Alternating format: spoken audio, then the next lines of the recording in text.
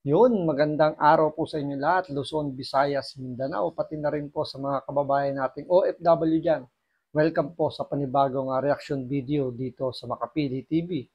Ngayon ito, ang pag-uusapan po natin ngayon na medyo related din ng konti. Hindi naman siguro related, pero pwede natin i-compare. So, bakit si Kibuloy daw ikinulong daw kagad considering hindi pa naman siya guilty sa kasong kinakaharap niya. So, ibig sabihin, inaakusahan pa lang siya na siya ay offender daw ng gantong kaso, may child abuse. Pero bakit yung mga convicted na isang congressman, malaya pa rin daw. Considering yung convicted na, nahatulan ng korte na convicted. So bakit hindi pa raw nakakulong at malaya pa na nakagala sa lansangan natin. Pero si Tibuloy na sinasabi niya na hindi naman daw guilty, hindi pa guilty kasi lilitisin pa, akusado pa lang, ipinakulong daw kagad ng DILG o ng gobyerno natin. So, yan yung pag-uusapan natin ngayon. So, kaya kung hindi ka pa nakasubscribe sa Makapili TV, baka pwede naman pakipindot mo muna yung subscribe button. At the same time, palike na rin po ng video, wala naman pong bayad dyan. Kaya, pindot na. So ito, panoorin at pakinggan po natin itong balitang to. Especially yung interview ni Ka Eric. Ito ay isang dating NPA member na nagbalik loob. Ngayon, isa na siya sa mga host ng SMNI. Siya yung nagki-question kung bakit malaya pa rin daw yung mga dati niyang kasamahan. Pwede natin sabihin natin kasamahan kasi never naman nilang kinundi na yung itong aktivistang congressman na to na guilty na nga, hinatulang guilty ng korte, dating kasama siguro ni Ka Eric, kini-question niya bakit malaya pa raw na nakakagala itong mga to, samantalang si Pastor Tibuloy, hindi pa naman daw nahatulang guilty, ipinakulong na kagad. So panoorin po natin to.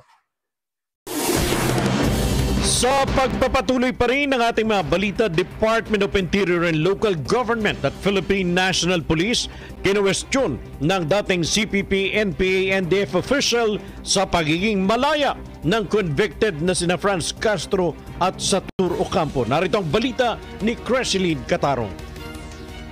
Pastor Kibuloy was never convicted yet. Ito ang binigyang diin ni dating CPP, NPA, NDF National Intelligence Officer na si Jeffrey K. Eric Celis at patama sa pamunuan ng Department of the Interior and Local Government o DILG at Philippine National Police. Tanong ni Celis, bakit ba tila convicted na ang pagtrato ni Benhur Abalos kasama ng PNP kay Pastor Apollo C. Kibuloy? Ito'y habang ang mga tunay na convicted na sina ACT Teachers Party List Representative Franz Castro at former Bayan Mula.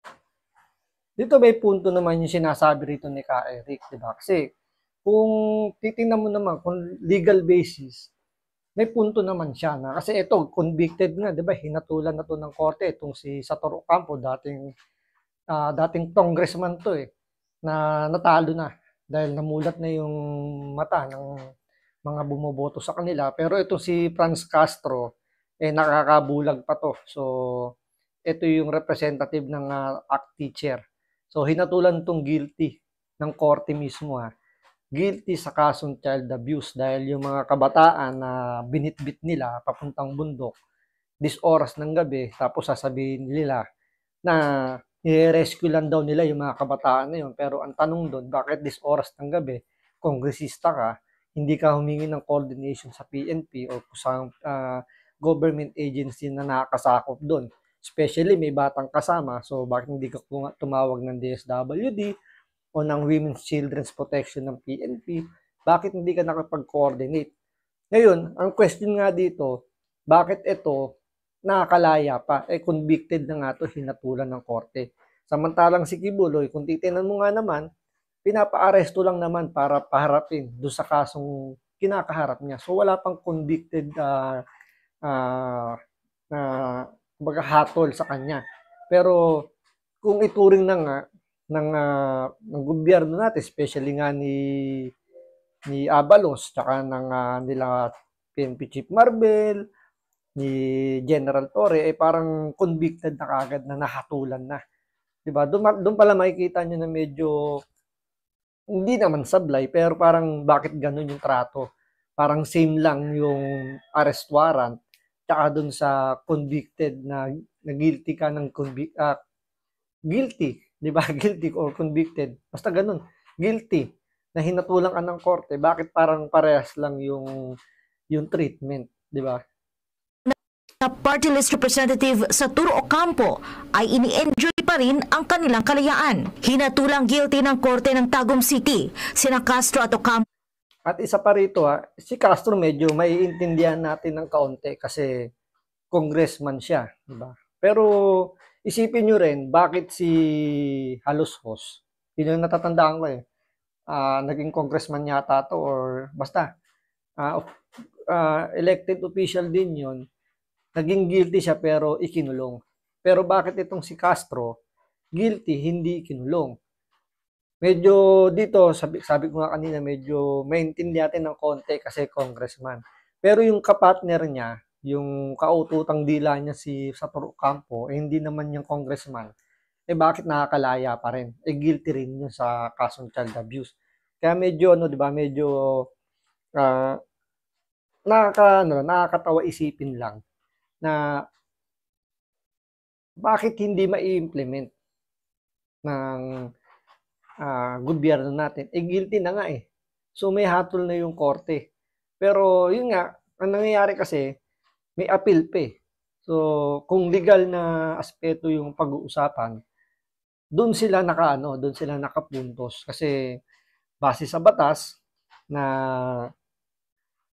sa batas na naka-cover dun sa kaso nila, meron silang karapatang magpiyansa. So, pansamantalang makalaya sa kinakarap nilang kaso. Siguro, hindi ganun kabigat yung naging kaso nila kasi child abuse. Pero, kung nailusot yung kidnapping, malamang nakakulong na itong mga to. Hindi natin maintindihan bakit hindi nakalusot yung kasong kidnapping at pumasok lang yung child abuse. So, yun lang yung nagkaroon ng parang technicality yata doon sa kaso nila. Kaya doon sa conviction nila, merong part doon na sinabi ng korte na pwede silang magpiyansa kasi ia-appeal pa nila yung kaso nila.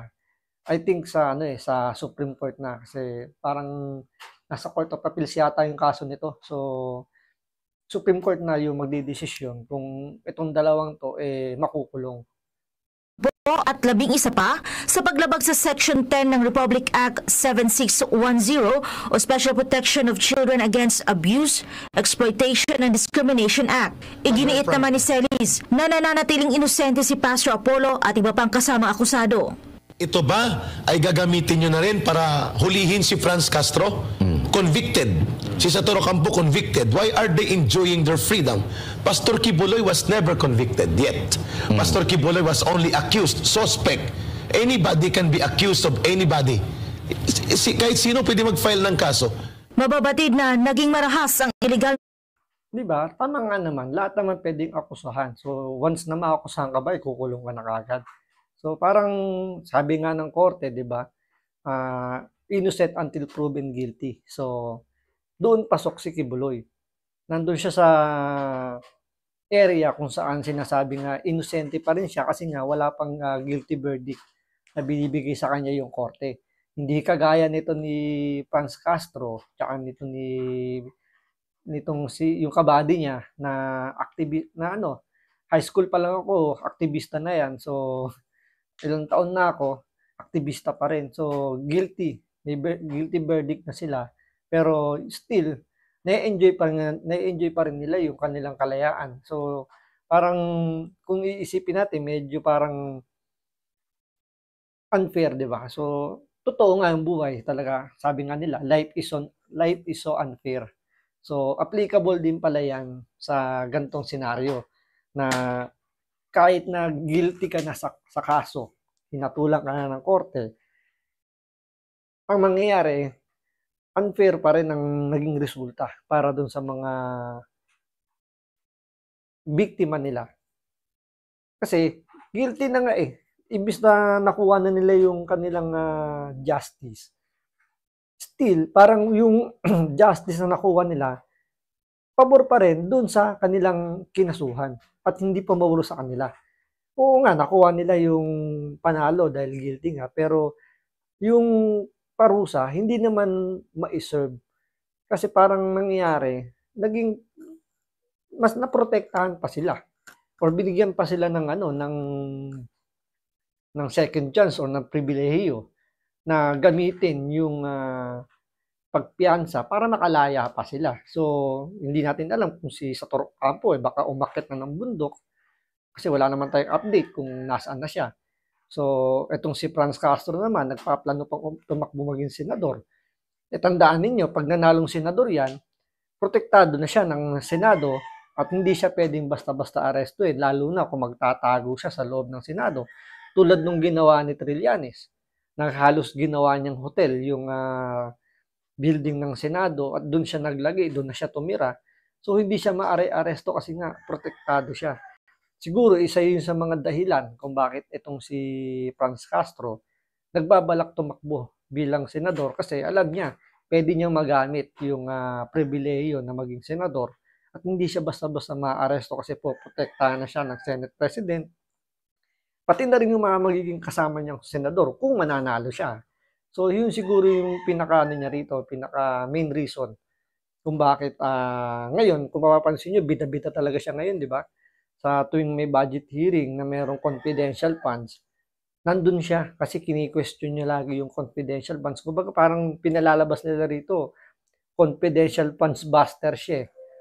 So sila yung mga talagang taga-bosisi raw ng budget. Pero kung titingnan nyo maigi, hindi naman, kumbaga sarswela nga lang yung yung ginagawa nila. Kasi kumbaga dito, maano mo lang dito kung sino lang, kumbaga selected lang sila kung sino lang yung iimbestigahan nila or kumbaga bubusisiin nila kapag hindi nila lang trip tulad ni Vice President Sara Duterte dahil nga isa sa mga lumalaban sa mga NPA. So doon na sila mainit kasi kagrupo nga nila never nga nilang inundi na yung NPA. So dahil humihina na yung pwersa nila dahil sa pinaggagawa ng mga Duterte, yun lang iniipit nila sa budget deliberation. So, yun lang yung binubusisi nila. Kaya nga, nangyayari dyan, parang sarswela lang. Selective lang yung ginagawa nila. So, kumbaga, hindi makatotohanan yung sinasabi nilang pagbusisi sa budget. So, yun nga, talagang life is so unfair. So, kahit sa batas, nararamdaman pa rin ng mga Pilipino na talagang, kumbaga, kapag nasa pwesto ka or sabihin natin may pera ka, yung batas medyo kahit papaano meron kang edge. Unlike dun sa mga talagang walang-wala, kumbaga napakalitan ng porsyentong makuha mo yung hustisya. So, hanggang dito na lang po muna. Maraming salamat po sa panonood. Ingat po kayo lagi. God bless.